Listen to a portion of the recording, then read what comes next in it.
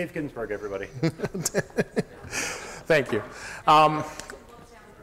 Yes, I will look. I saw your numbers. I was going to watch that. First of all, I wanted to just kind of give you an introduction of me and also talk about the group that I represent. I've been, as I said, president of the Apple user group, the northwest of us here locally in Chicago for about 3 years. Been a member of the group for about 7 or 8. And this is our website, nwou.org. And this group has got a lot of great bunch of people that get together and talk about technology. As I said, I lead a really popular iPhone special interest group, and we have some great things that go on with this group. And we had a booth out here. People were looking at our group as well. And we are going to be giving away a webinar, which I wanted to segue for that, just kind of a shameless plug here, just to tell you. We are having a webinar that's going to be going on for the next 3 months. Myself and Roger Matthews, who's in the audience here, who works for, is part of our group, is going to be talking about 3 topics: Yosemite, iCloud, and iTunes. If you go to webinars.nwou.org, I'd love to have you guys go out and take a look at the site and check us out. I appreciate it. But I'm not here to be talking about just our group. I want to actually talk about the Apple Watch here. So let me get this going here. I'm going to brave technology by using the remote on my iPhone. We'll see how this works. So who here does not have an Apple Watch? Oh, there's a lot who don't have Apple Watch. Okay, I wanted to ask that question because you're always going to ask who has an Apple Watch. Well, who does have an Apple Watch? So it's about even, it looks like. And when we went out to dinner last night, I think about 21 of the 23 of us that were at the dinner actually had their watches, and we were all showing them. So I was actually very impressed to see that. Here's my agenda. I'm not going to go too much about my background. You obviously found a lot about me from our past session. And what I wanted to do is talk about what apps are actually valuable for you to use. This is going to be more of an intermediate type presentation. I don't want to, we could talk about the Apple Watch and say, here's what it is, here's what's available. I wanted to just kind of narrow it down to just apps. And then what I want to do is actually talk about some of the future, the watchOS 2 that was announced not too long ago at the Worldwide Developers Conference. Again, here's about me. We don't have to talk too much about that. We already talked about that. And like I said on this slide, I'm an Apple geek like all the rest of us here. But I did come late to the game, and I know some of us have. I didn't come in until 2006. That's when the Intel processor hit the Mac. So that's, I think I was the best thing I ever did. I'm not turning back.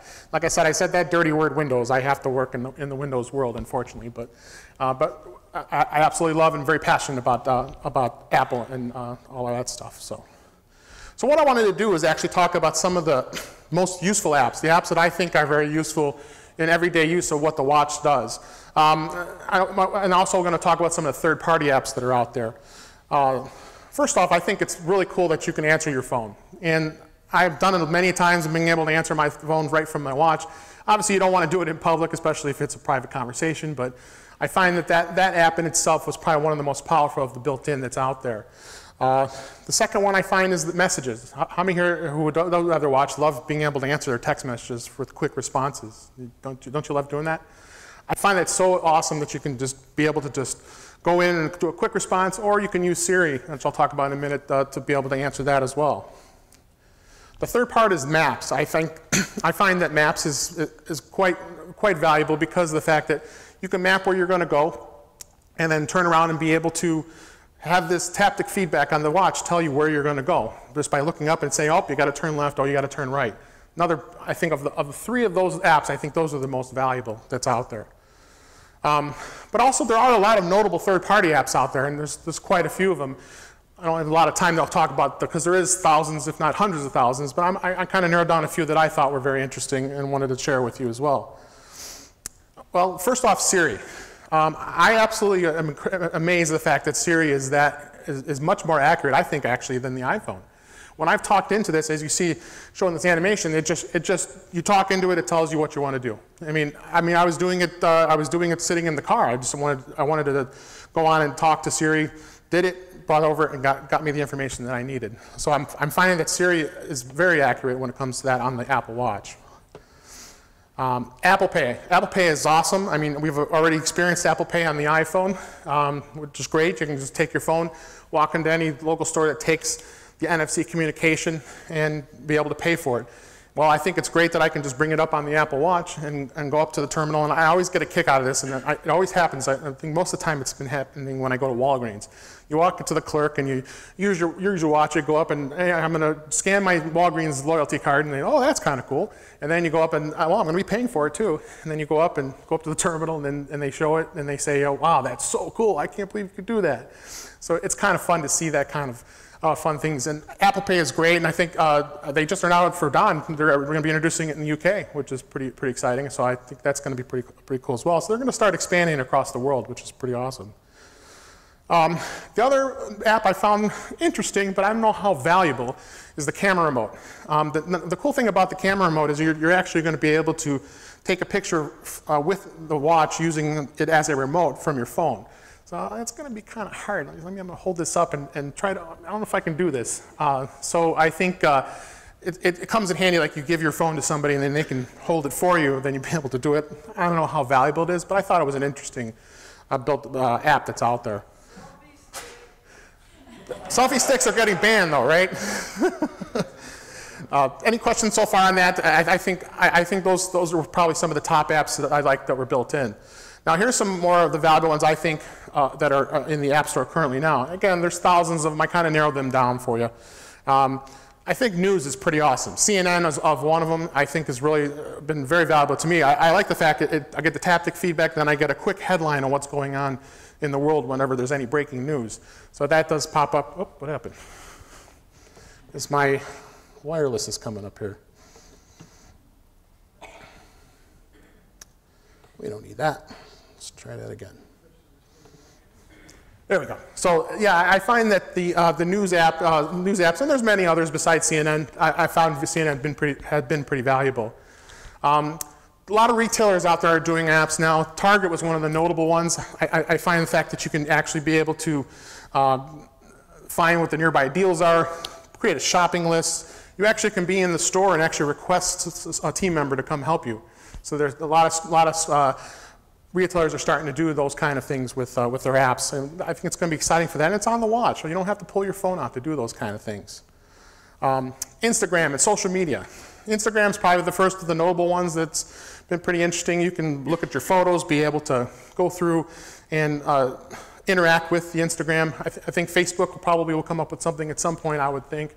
But social media is definitely going to be another big piece of the use of the watch.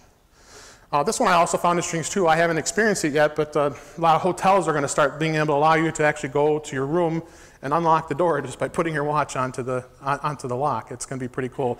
Right now, I think only Starwood Resorts are going to be doing it. I can guarantee you Marriott, Hampton, any of the other hotel chains are probably going to be following suit pretty soon here.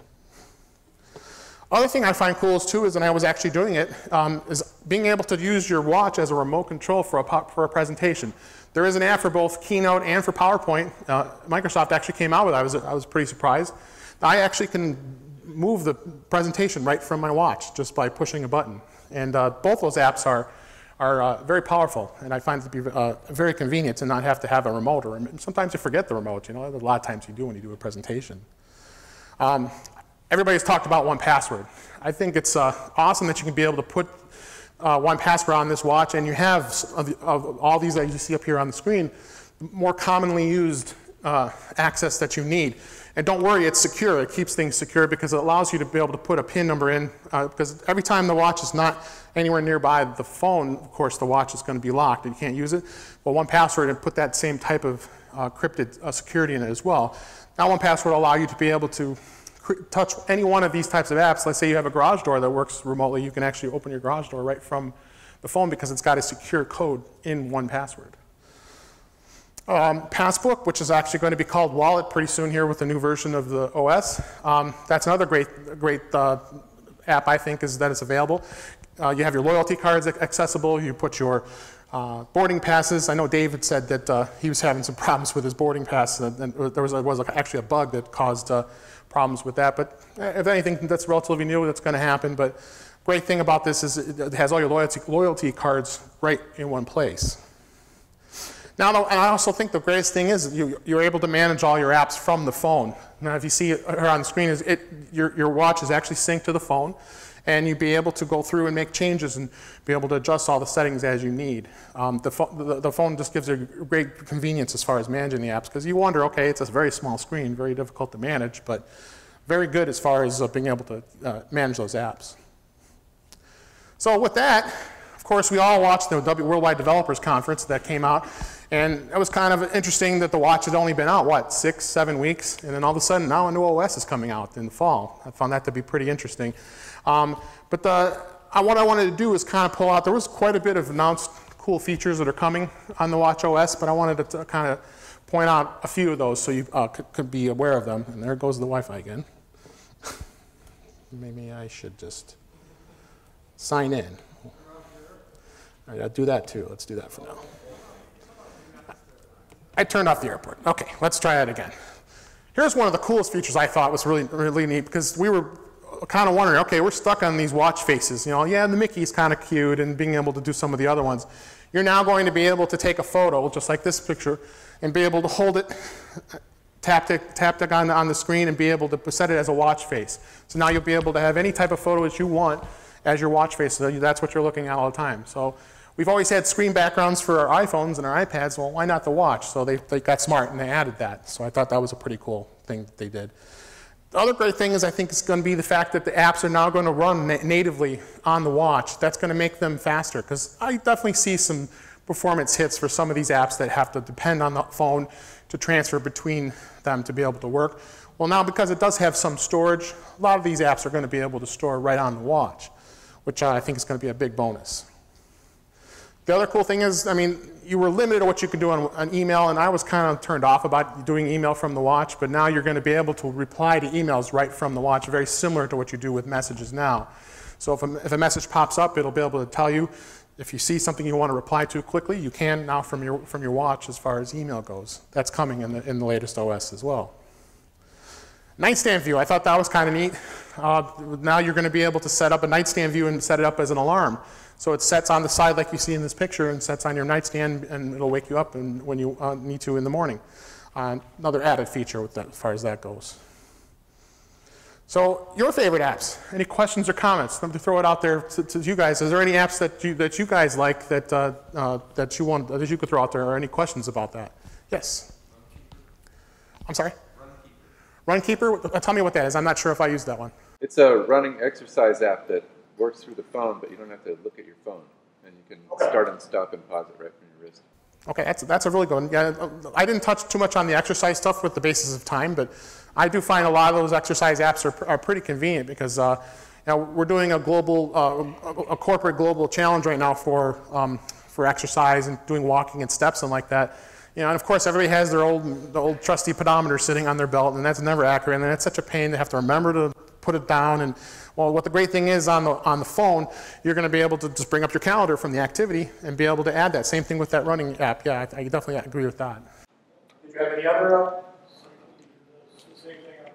Psychometers? Yeah. Yes. Fantastic, Cal.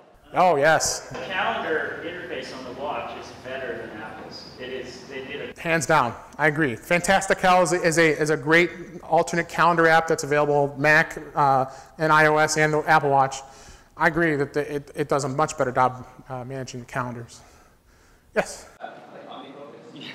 Yep, OmniFocus is a big product. I'm not a user of that. Go ahead and tell the people what that is. OmniFocus is a great project or personal task manager. The cool thing, the app, I mean, you're not doing a whole lot, but you can add or check off your to-dos or whatever. Right. And the voice dictation. So, but I think it's nice to design the app, and they've done a nice job of using the interface. Yep, I agree 100% on that. A couple more here. Go ahead. So Spark Mail? a relatively new email client for an iPhone. Their watch counterpart actually does allow you quick replies and dictate. From your watch? Okay. I have not used that one. Okay. Oh, one more. Go ahead. Trivia Crack. Okay. Now, you can't risk the Trivia Crack and the Candy Crush and all those fun things. I don't know how that's going to be on the watch. But is it good? Well, Trivia Crack might be okay. Yeah. So, all right. All right. I had to steal the thunder. One more thing.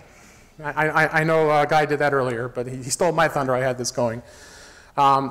What's the future? Well, there was a lot of rumors that just came up actually the last couple days There is a rumor that the Apple Watch 2 is going to be coming out in 2016. Oh boy, I already bought this watch, and now already another watch is going to be coming out. Hard to say. We don't know what Apple's going to do. Again, it's always rumor. So what are the features going to be? Well, one of the biggest things I thought that stood out from what they talked about was going to have a FaceTime video camera. I don't know if I'm going to want to do like this to be, how you doing? But I think it's going to be an interesting with that feature. Then the other thing is I think they're going to do a lot more independence from the iPhone. So they're talking about potentially putting in built-in Wi-Fi in the watch. So it'll actually be an independent device. Being able to do a lot more things that you won't be dependent on the phone as it is now. So, yeah, those are some of the rumors that I saw as far as that goes. How much time do I have? 5 minutes, boy, I went through that pretty quick here. Any questions? Any general questions about the Apple Watch? Maybe we could tell us a little bit of what you think about the watch and what your thoughts are. Anybody? Yes. I've got a question since I have never been in a room with this many watch users. All right. Has anybody else tried the Hockenberry maneuver where you turn the watch around? I'm wearing the stem on the inside. I think Don has done that. I asked him because he has the stem on the other side, right, Don? I'm liking it a lot. I think it's really neat. Yeah. Did you like it, Don? Yeah, doing it this way as opposed. I have it this way, but yeah, but that's the great thing about the watch. You can put it in any orientation you choose. So, yes, sir. Came up with a question the other day. We couldn't find an answer for it anywhere online. I'll try. If you buy a second watch band, is it covered under your warranty? Is it a third party? Is it third party or is it an Apple band? No, Apple. Yeah, I think it should be covered under warranty.